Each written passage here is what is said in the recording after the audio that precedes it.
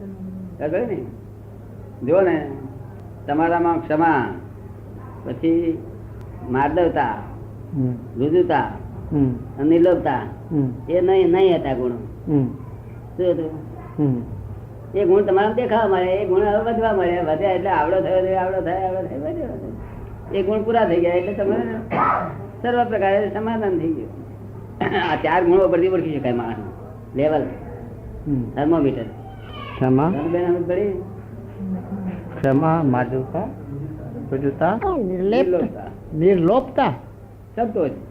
સંતોષ હા, તો એ ગુણો તમામ દેખાવા મળ્યા એટલે ઉગ્યા છે. હવે એ મોટા મોટા ઝાડ થશે, દરેક ઝાડ 20 થશે, ઝાડ તો થાય છે ને, મોટું થાય છે, પણ 10 નું હોય તો ઝાડ જ કહેવાય છે ને. એને ઓછો કઈ છોડવો કહેતા 10 નું હોય તો ઝાડ જ કે ને, અને 50 નું હોય ત્યારે ઝાડ કે. બરાબર. એ ગુણો ચાર દેખાવા જોઈએ. બરાબર.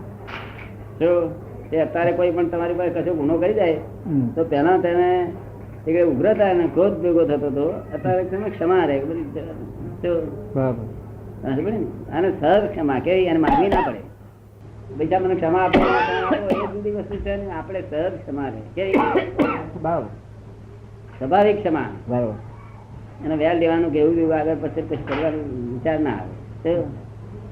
પછી માર્દવતા, રુજુતા.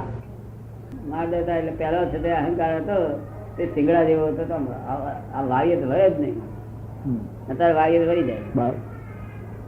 પેલા અહંકાર કેટલો કેવો હતો, આ સિંગડા હોય ને એના જેવો હતો, વાગ્ય તો વળે. પછી કપટ, રુજુતા. એનો વિરોધી શબ્દ કપટ. સરળતા. આમે બહુ સરળ થઈ જાય. જેમ વાળા તેમ વળી ના છોકરા વાળા. સરળતા, સંતોષ. ત્યારે તો આખા દુનિયા નો લોભ હોય, આમ લોભ, તે લોભ, કે લોભ, જાય હાથમાં કશું ના આવે. ઘણા લોકો કે ને લેવા ગયા ને, કે લોભ લોભ થાય ને તો ભીગાઈ જાય ને કેળાઈ જાય.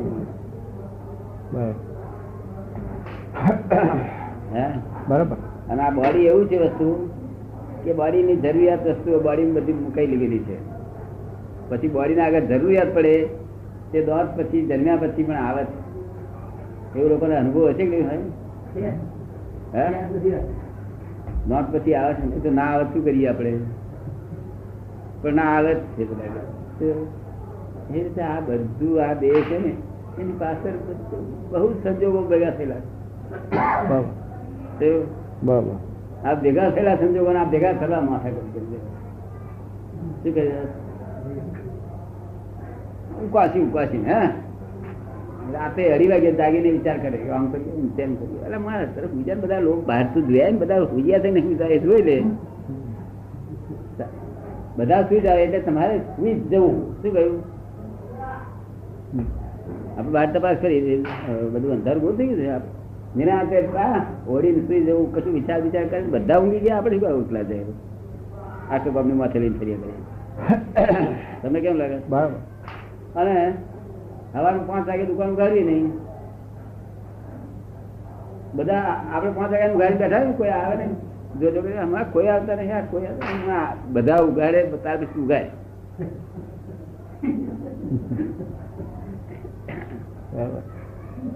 એટલે આમ આવી રીતે વર્તવાનું ત્યારે બધું હાય હોય કેટલી ઉપાધિ ગઈ છે. બધા ઉગાડ્યા પછી દુકાન ઉગાડીએ ખોટ ખાટું પણ છે. 5 વાગે ઉગાડીએ તો બહુ લોકો બોલે. એવું જો બનતું હોય ને તો આ લોકો તો 2:30 વાગે ઉગાડી દે. બંધન ના કરે.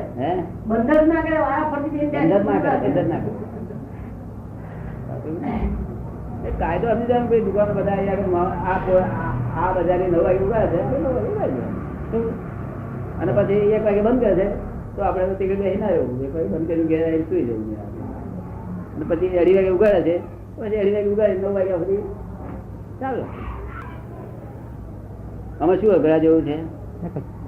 લોક કરે એવી નકલ કરવાની, લોક સુઈ જાય એટલે આપણે સુઈ જવાનું. બરાબર. ભાઈ લોકના 6 છોડીઓ નથી, મારે 6 એટલે પણ 6 છોડીઓ સુધી છોડીઓ અમે સુઈ ગયો, તું શું જાગા છે? ઘેર પહેરવાનો છે એવું બીજી અને તેને તારે બધે ગમે શું તારે ક્યાં પહેરવાનો છે પહેરનારો જાગે જાગે અને મુહૂર્ત શું કર્યું થોડી બધી ઊંઘી ગઈ છે કઈ ભૂલ થતી છે લોકોની થાય છે નાખી જિંદગીના અમારું વિચારેલું બધું બરોબર છે બરાબર કે નથી બરોબર બરાબર એટલે વિચાર્યું નથી કોઈ જગત શું 8 વર્ષની થોડી થાય તેમાં પાડી દેવાની ચિંતા આ એક 8 વર્ષની નહીં કહો એક 8 વર્ષની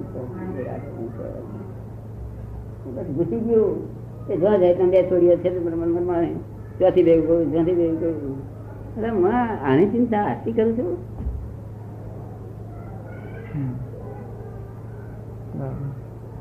ચિંતા આટલી કરવાની હોય જેના પહેણાવીએ પેલા જોઈ લેવા છે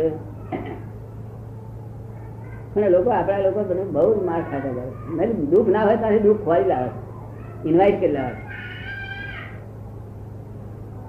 તમે ઇન્વિટેશન આપેલા દુઃખ ને હા આપેલા ઇન્વાઇટ એવું કરે ને બોલાવે કાગળ લખીને છાપેલો કાગળ કંકોત્રી લખીને બોલાવે હે કંકોત્રી લખીને બોલાવે હે કહું છું કંકોત્રી લખીને બોલાવે છે કંકોત્રી લખીને આ બધા દુઃખો આ જગતના લોકો કંકોત્રી લખીને જ બોલાયેલા છે દુઃખો હોય ને આ કેવી રીતે આવ્યા આ દુઃખો કેવી રીતે આવ્યા આ તો બોલાય ને કંકોત્રી લખીને હોતે છે દુઃખ આ હું કંકોત્રી લખતો તમારા ડાક્ટર કંકોત્રી લખતા કોઈ આવે કોઈ આવતું નહીં તમારે આવે કંકોત્રી લખે ને વગર કામ કંકોત્રી લખ કર્યા કરે દુઃખ ની કઈ સીમા હોય કે ના હોય દુઃખ શાને કેવું એની વ્યાખ્યા હોય ને વ્યાખ્યા લખેલી છે ના કઈ પુસ્તકોમાં કોઈ નહીં એ તારી નંબર માં હે તારે બધું દુઃખ જુદા ડેફિનેશન નથી લખેલી કઈ નહીં આપડે આદિવાસી જઈએ કેમ બહુ ખુશમાં કઈ દેખો છું લાવ્યા અરે ડબલ પાકી ડોગર ડબલ અરે કેટલી થતી હતી અમે ખાઈએ એટલી 20 મણ થતી હતી અસલ 40 મણ ડોગર થઈ અસલ રાજા જેવું સુખ છે એમને ડબલ પાકી છે અરે ભાઈ આટલાથી બધું અમને 20 મણ થયું હતો અમને સંતોષ જ હતો પણ આ તો 20 મણ 40 મણ થઈ એટલે આપણે કઈ કોઈને દાન આપવું છે 5 મણ 6 મણ દાને આપીશું આદિવાસી ની બાઉન્ડ્રી શું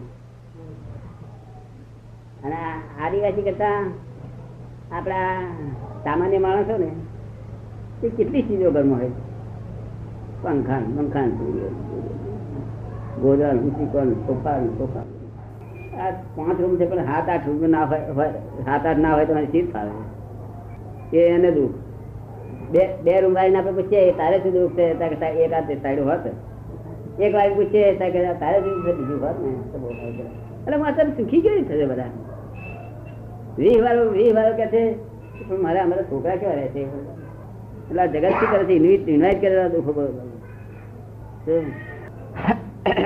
તમારી કંપનીમાં દુઃખ હતું હોય કે ના હોય દુઃખ તો બધે જ હોય ને દાદા કરોડો રૂપિયા આપવું પડશે મને અમારે ભતીજા થાય એટલે કેમ બધું પણ છતાંય દુઃખ ચાલે કહેવામાં કઈ દ્રષ્ટિ ફેર છે આમ નીચે જુએ નહીં નીચે જુએ તો ખબર પડે